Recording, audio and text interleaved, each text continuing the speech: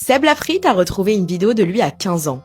15 ans plus tard, il a repris la même caméra et est parti en Polynésie pour lui répondre. Ça donne 30, son premier film à Cannes. Seb Lafrite, l'un des plus grands youtubeurs français, présente 30, son premier long métrage documentaire, co-réalisé avec Jérémy Lévy-Pont. Sorti en salle les 18 et 19 mai, les places sont pris d'assaut. Mais ce qui m'intéresse vraiment, c'est le concept du film. Seb a retrouvé une vidéo de lui à 15 ans.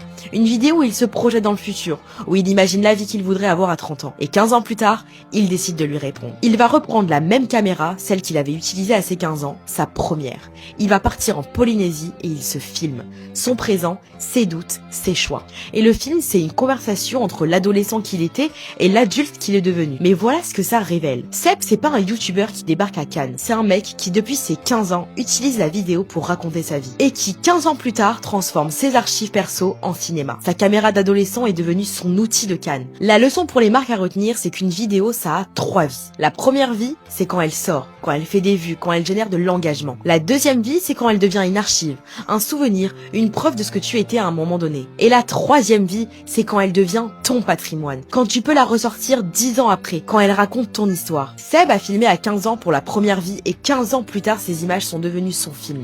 Sa troisième vie. J'espère que vous me suivez. Une marque qui ne pense qu'à ses vidéos d'aujourd'hui est une marque qui n'aura jamais d'archives à raconter demain. Et chez l'agence Banger, on produit pas juste des vidéos, on construit le patrimoine vidéo des marques. Une production vidéo qui te fera dire « Putain, c'était malin ».